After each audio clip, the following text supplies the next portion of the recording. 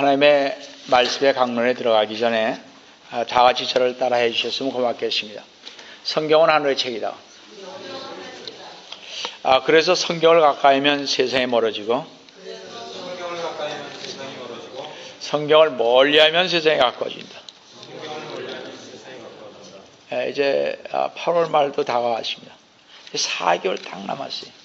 부지런히 읽으셔야 해서 한동안 하셔야 합니다. 그죠? 여러분들 주님 앞에 영광스러운 자리에 가는데 1년에 한독 안 하고 가면 참 나쁜 사람이죠. 주님 안에. 그렇죠? 뭐 세상에 교회 다른 교회는 우리 생각하지 말고 우리 교회만 생각하자는 것입니다. 다른 교회에서 10번을 읽든 100독을 읽든 좋고 안 읽어도 안 읽으면 좀 안 되겠지만 우리는 적어도 한독 이상은 하자는 거죠. 꼭 여러분들 얼마 남지 않았습니다. 열심히 하셔서 꼭 한독은 보셔야겠습니다.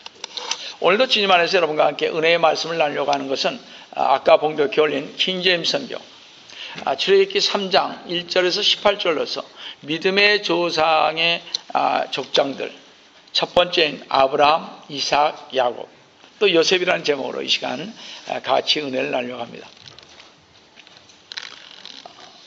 믿음의 조상인 족장들이라는 제목으로 제가 11개월간 할 예정입니다. 오늘은 개요만 말하고 다음 주부터는 아브라함의 생애를 통해 아브라함의 하나님을 조명해 보겠습니다. 하나님께서 불타고 있는 가시덤불 가운데서 처음으로 모세에게 나타나셔서 하나님이 친히 자신을 삼중적인 칭호로 부르심을 출애굽기 3장 6절에서 볼 수가 있습니다. 주께서 또 말씀하시기를 나는 내 조상의 하나님 곧 아브라함의 하나님 이삭의 하나님 야곱의 하나님이라고 그랬습니다. 나는 내 조상의 하나님 아브라함의 하나님 이삭의 하나님 야곱의 하나님이라고 했을 때 모세가 하나님 배우기를 두려워하여 얼굴을 가리웠다고 했습니다. 또 하나님은 한 백성을 이집트의 속박에서 완전히 해방시키기 위해서 모세를 이스라엘 백성에게로 파송하여 하나님의 뜻을 전하려 하였을 때에도 출애굽기 3장 15절에서 16절에서 하나님께서 모세에게 또 말씀하시기를 너희 조상의 주 하나님, 여기서 주라는 말은 여호와라는 말입니다. 주 하나님, 즉 아브라함의 하나님, 이삭의 하나님, 야곱의 하나님께서 나를 너희에게 보내셨느니라 하라. 이것이 나의 영원한 이름이요 그랬습니다. 이 아브라함의 하나님, 이삭의 하나님, 야곱의 하나님이 나의 영원한 이름이라는 것입니다. 이것이 즉 아브라함의 하나님, 이삭의 하나님, 야곱의 하나님이 모든 세대에게 나의 기념이 되리라 했습니다. 16절에 가서 이스라엘 장로들을 함께 모으고 그들에게 말하기를 너희 조상의 주 하나님 곧 아브라함과 이삭과 야곱의 하나님께서 내게 나타나시어 말씀하시기를 내가 분명히 너희를 찾았었고 이집트에서 너에게 가해진 것을 보았노라 했으며 우리 주 예수 그리스도님께서 또 사두개인들에게 말씀하실 때 마태복음 22장 31절 32절에서 그러나 죽은 자의 부활에 관하여 하나님께서 너에게 말씀하신 것을 읽어보지 못하였느냐 말씀하시기를 나는 아브라함의 하나님 이삭의 하나님 야곱의 하나님이라 하셨으니 하나님은 죽은 자들의 하나님이 아니요 산 자들의 하나님이시라고 하시더라. 주 예수 그리스도님께서 이 말씀 가운데서도 아브라함의 하나님, 이삭의 하나님, 야곱의 하나님이라 하시면서 특별히 하나님은 뭐라 그랬어요? 죽은 자들의 하나님이 아니요 산 자들의 하나님이시라는 말씀을 음미할 필요가 있습니다. 이 말씀은 전능한 여호와 하나님께서는 오늘날에도 변함없이 어제나 오늘이나 앞으로도 살아계실 뿐만 아니라 하나님의 말씀은 살아 역사하신다는 사실을 우리가 알 수가 있습니다. 그래서 히브리서 기자는 4장 12절에서 하나님의 말씀은 살아있고 활력이 있어 양날에 어떤 칼보다도 예리하여 혼과 영 그리고 관절과 골수를 찔러 가르고 마음의 생각들과 의도들을 판별하느니라고 했습니다. 성도 여러분, 제가 알고 싶어하는 것은 왜 하나님께서는 이 세 사람, 즉 아브라함의 하나님, 이삭의 하나님, 야곱의 하나님이라고 했을까 하는 것입니다. 왜 하나님께서는 아브라함의 하나님, 이삭의 하나님, 야곱의 하나님이라고 이 세 분 족장의 이름을 부르면서 너희 조상의 하나님이라고 계속 말씀을 하셨을까 하는 것입니다.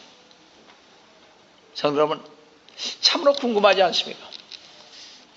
제가 이 문제를 생각해 본 것은 처음 은혜를 받고 성경을 읽다가 왜 하나님께서는 이 세 분의 하나님이라고 부르심을 받기를 원했을까 하는 것입니다.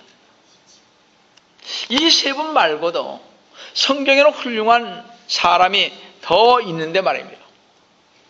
우리의 첫 조상인 아담이 있지 않습니까? 또 하나님과 동행한 에녹이 있지 않습니까? 또 노아, 그는 의인이요 흠이 없었고 그 가족만 살고 모든 이 세상 사람들은 죽지 않았습니다. 그렇죠? 이런 의인들을 놔두고 왜 하나님께서는 우상 숭배자였던 아브라함, 연약했던 이삭, 간교하고 거짓말을 잘한 야곱의 하나님이라고 했을까?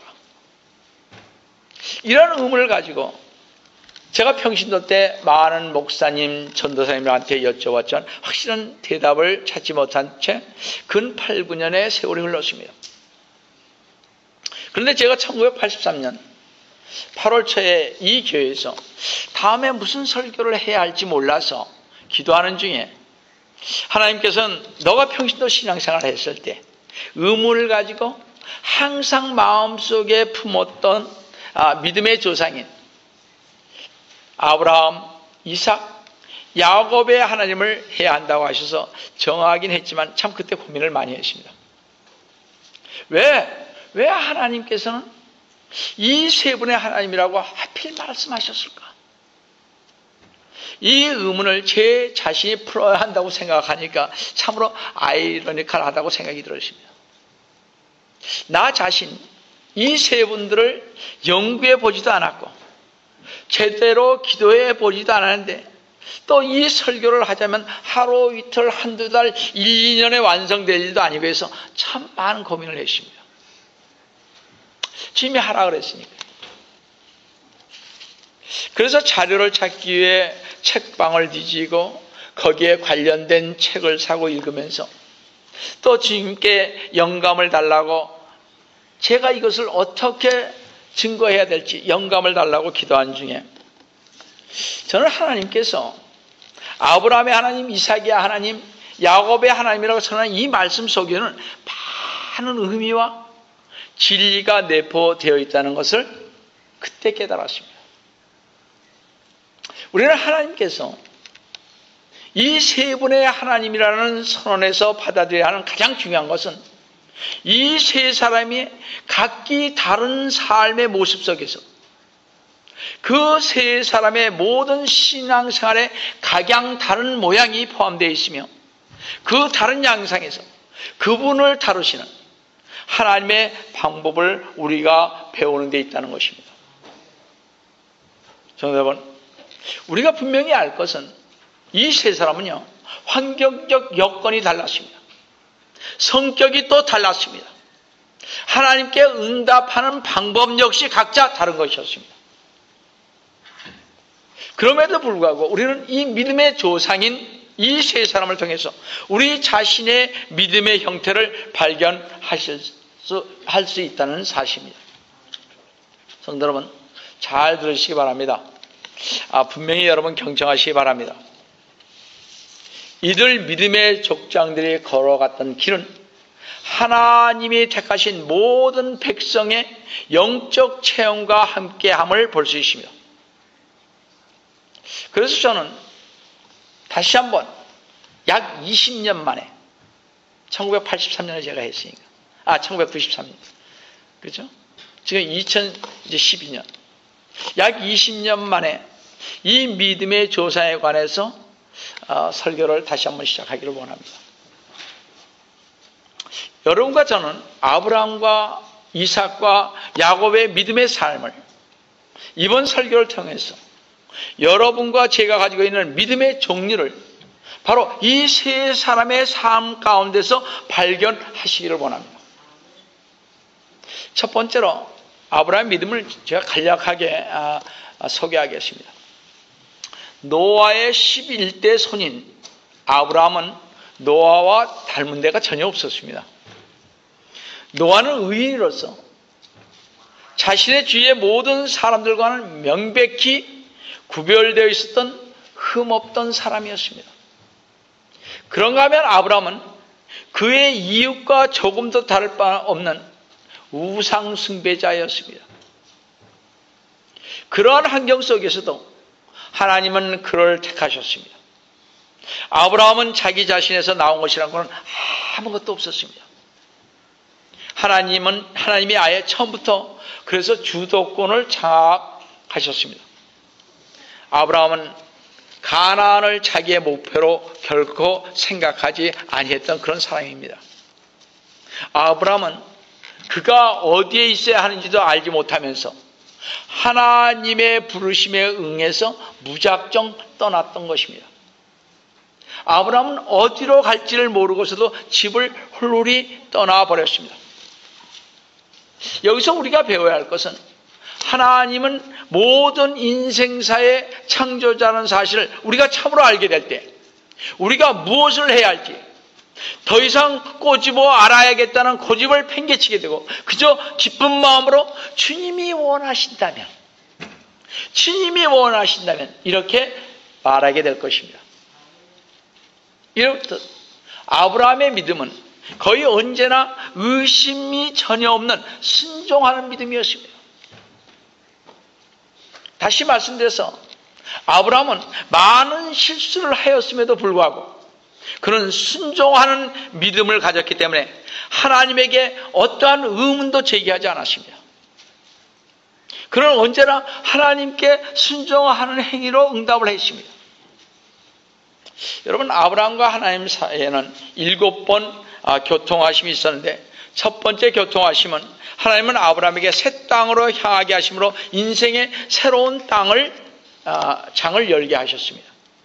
그것이 창세기 12장 1절부터 나온 말씀입니다. 두 번째 하나님과의 교통은 아브라함이 가나안 땅에 들어오고 난 후에 그 땅을 약속하셨고 이에 덧붙여서 그에게 씨와 즉 후손에게 복을 주시겠다고 약속을 했습니다. 여러분도 사실 이 미국 땅에 왔잖아요. 저도 한국에 살다가 28에 여기 와서 지금 35년을 보냈습니다. 여기서 산 거죠, 저는. 여러분들 잘 한번 생각해 보세요. 우리도 아브라함처럼 순종해서 여기 왔잖아요. 그렇죠? 사실은 그렇지는 않습니다만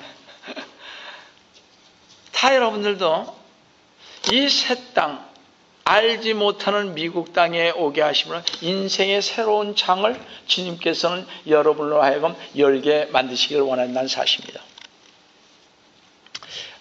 두 번째 하나님과의 교통은 아브라함이 가나안 땅에 들어오고 난 후에 땅을 약속하셨고 아까 뭐라 했습니까? 씨와 즉 후손에게 복을 약속했습니다. 아마 우리 후손들도 복을 받을 것입니다. 하나님의 말씀에 순종하는 사람에게만 말입니다. 그죠? 단 조건이 붙었습니다. 세 번째, 하나님과의 교통은 아브라함의 목자들과 롯의 목자들과 싸운 후 아브라함이 롯과 따로 사는 것이 현명하다는 판단 아래 롯에게 먼저 땅을 선택할 권한을 줬을 때 하나님의 축복이 아브라함에게 임했다는 것입니다. 좀 양보 좀 하자는 거죠. 자기가 잘났다 그러면 양보가 되는 것이 아닙니다. 네 번째, 하나님과의 교통은 다시 아브라함에게 큰 민족을 이룰 시를 약속하셨으며 창세기 15장 5절 이후로 다시 하나님과의 교통은 아브라함과 언약을 다시 확인하셨고 그 언약의 표징으로서 할례를 행하도록 했습니다. 그래서 유대인들은 다 할례를 행하잖아요. 반드시 행해야 하는 것입니다.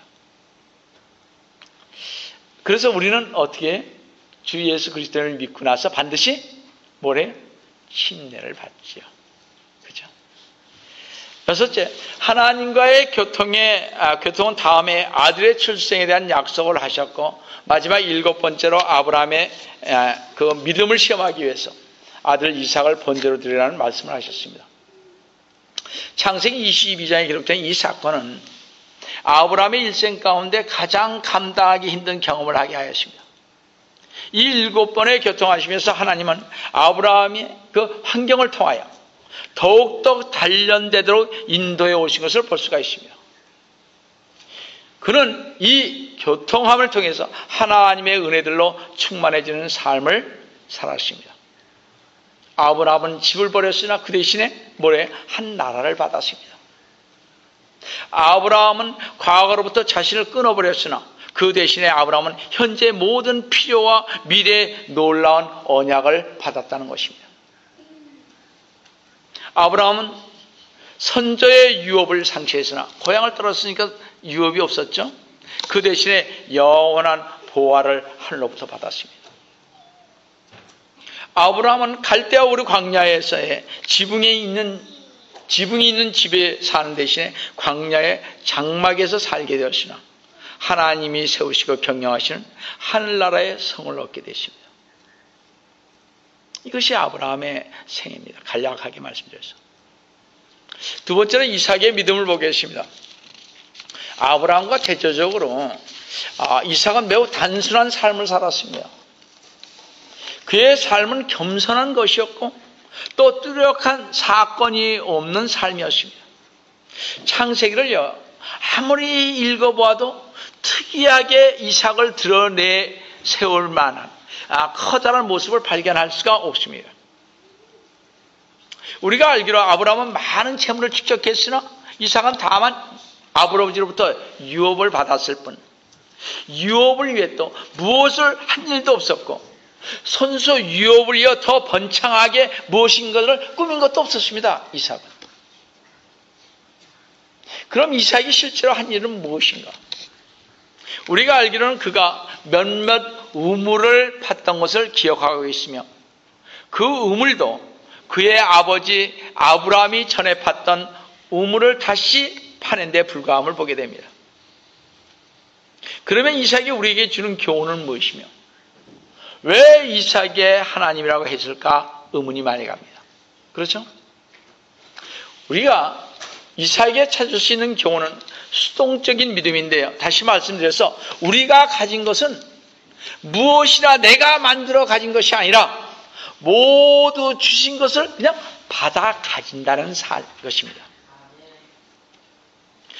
나로부터 기원된 것이 아무것도 없을진데 마찬가지로 내가 성사해서 될 것이란 아무것도 없음이 분명합니다. 하나님은 우리에게 주신 선물이 아닌 것은 무엇이나 우리 것으로 가질 수 없다는 것으로서 하나님이 주신 선물을 다만 받아 가진다는 사실입니다. 우리는 하나님께 이렇게 주셨습니다. 근데 우리는 그걸 받을 준비를 안 하고 내가 하려고 한다 이런 얘기입니다. 우리는 앞서가잖아요. 저도 앞서가서 타립니다. 너무 이 시대를 앞서가는 것 같아요. 제가. 그래서 이게 안 보이는 거지.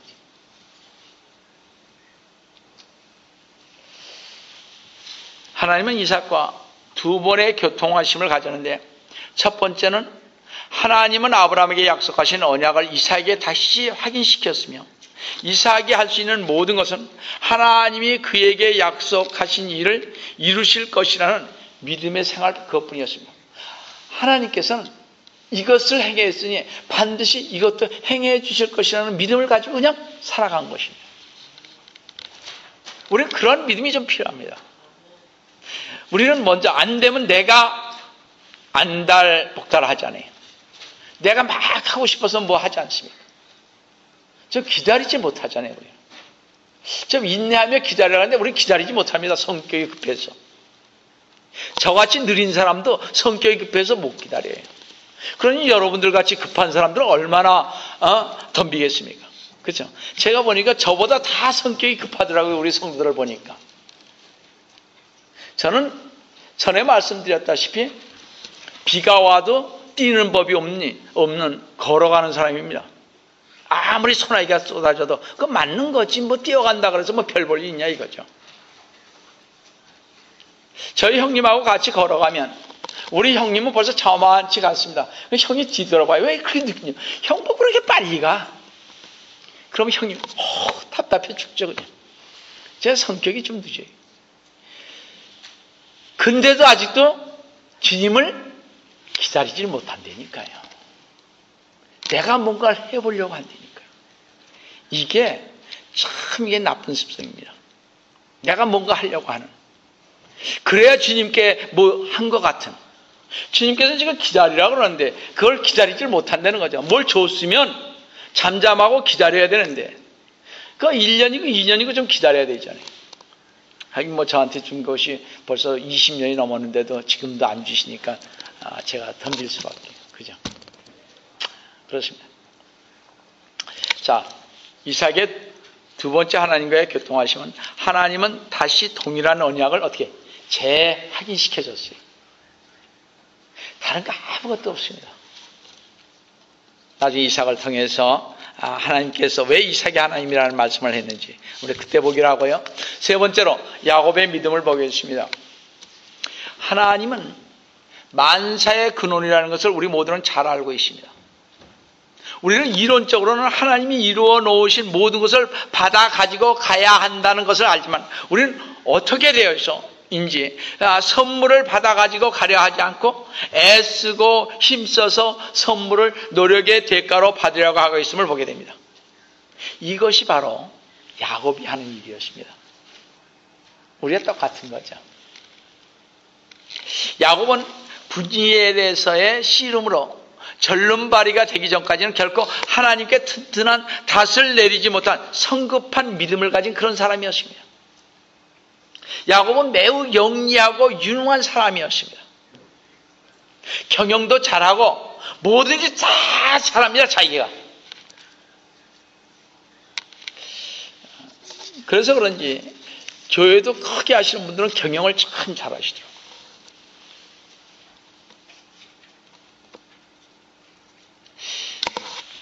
그가 못할 것은 아무것도 없었습니다. 야곱은. 그는 자기 형에게 장자권을 빼앗고 아버지를 사기하고 자기 애삼촌의 재산을 살살 빼앗을 궁리를 한 아주 교활하고 영리한 그에게 하나님께서 그를 다루시는 방법 또한 아브라함과 이삭과는 완전히 다른 방법으로 섭리하셨던 것입니다. 하나님은 그러니까 어떻게 야곱이 힘들죠. 여러분 자기가 앞서서 뭐 하려고 그러고 성급하게 하는 사람 참 힘듭니다. 잘 안 돼요. 그래서 야곱과 하나님 사이에는 5번의 교통하심이 있었는데 이 모든 교통의 목적은 야곱을 저지하고 그가 하려고 하는 것을 자꾸 저지시키는 거예요. 그거 하면 안 되니까. 그러니까 매를 맞고 고통이 심한 거죠. 뭐가 잘 안 되는 거죠. 세상 사람들은 관계없고요. 세상 사람들은 자기 꾀로 다 하니까 괜찮아요. 그건 하나님의 자식이 아니니까. 그건 관계가 없습니다. 그런 사람 잘 되는 거예요. 제가 지금 얘기하는 것은 하나님 안에서 얘기하는 것입니다. 우리 주 예수 그리스도의 안에서 지금 말씀을 드리는 것입니다.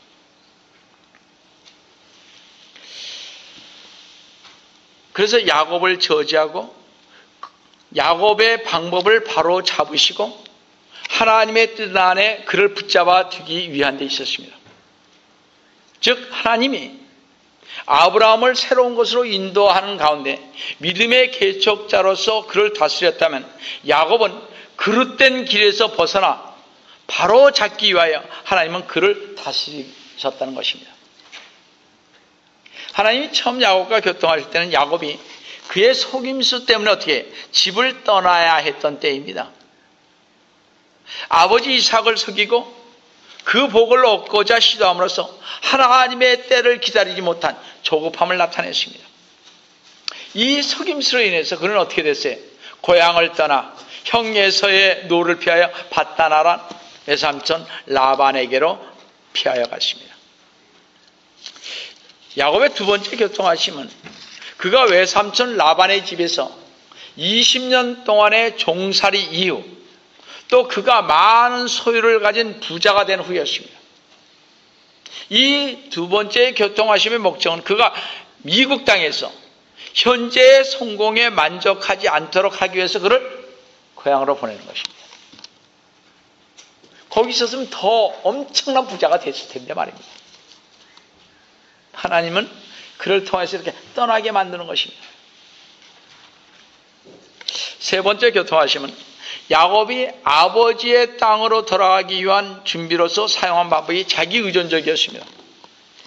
야곱은 또다시 교활하게 떳떳하지 못하게 그의 가족들을 데리고 삼촌 라반을 피해 자라나는 길을 택했습니다. 좀 떳떳해야 되잖아요. 야곱이 좀 비겁해요. 그죠? 나라가 어지러우면 95%의 백성들은 다 도망을 갑니다. 단 5%의 백성만 남아서 싸우는 거죠. 나라가 위태했을 때 광복군이 있었습니다. 6.25가 터졌을 때 여러분 학도병이 있었습니다. 나라를 위해서 싸웠죠. 나머지 학도병들 중에서 거의 학생들은 다 도망갔습니다만 말이죠. 소수의 사람만이 그렇게 하는 것입니다. 자, 그렇게 가니까 도망을 갔으니까 야곱이요. 형 에서를 만난 일을 염려하여 또 혼자 떨어져 기도했습니다. 그는 이제 모든 것을 하나님께 맡겼으나 하나님이 실행할 시간을 주지 못한 급한 성격을 또 거기에서 나타내고 있음을 보게 됩니다. 그래서 어떻게 됐어요? 다리를 절게 만들지 않습니까? 네 번째 야곱과의 교통하심은 일단 야곱이 조상의 땅에 들어오자마자 그런 환경과 즉시 타협하기 시작했고 이 타협의 결과로 그의 집안에 죄와 슬픔이 들어왔습니다. 어떻게 됐어요? 그 딸이 강간을 당했죠. 그래서 하나님은 그를 다시 회복시키고자 하는 목적으로 한번 다시 나타나셨습니다. 이 다섯 번째 하나님과의 그 야곱의 교통은요, 야곱이 베들로 돌아가라는 하나님의 명령에 복종하고 난 후에 있었습니다. 아브라함과 이삭에게 약속하신 언약을 다시 야곱에게 재확인시켜주기 위해서 하나님께서 나타나셨다는 것입니다. 마지막으로 요셉의 믿음을 잠깐 보겠습니다. 하나님은 자신을 요셉의 하나님으로 행하시지 않았습니다. 요셉은 이 세 사람의 결정판입니다. 그렇죠? 분명히 하나님은 요셉의 하나님이라고 해야 되지 않았습니까? 그렇잖아요. 그러나 요셉의 일성은 하나님이 사람을 위해 그의 궁극적인 선을 일으키기 위하여 인간의 모든 실패를 어떻게 뒤엎고 결국 어떻게 승리하는 자가 되는지를 보여주고 있었습니다. 우리 요셉의 생을 잘 한번 보세요. 하나님이 역사하셔야 된다는 것입니다. 예수 믿기 전에는요, 여러분 잘 한번 생각해 보시기 바랍니다. 예수 믿기 전에는 내 마음대로 할 수 있고 내 마음대로 성공할 수 있습니다. 그러나 예수님 믿고 나서부터 신앙생활을 하면요, 하나님께서 우리 주 예수 그리스도님께서 우리 성령님께서 직접 관여하십니다. 하나하나 관여하십니다. 그래서 우리는 세상 사람과 다른 거예요. 세상 사람 예수 안 믿어도 잘 되는데 잘 되죠.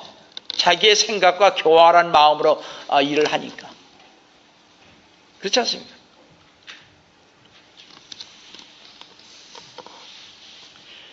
요셉의 믿음은 최후까지 전심을 다하여 하나님을 믿고 하나님을 의지해왔던 성숙한 그리스도인의 가장 아름다움을 연상케 해줍니다.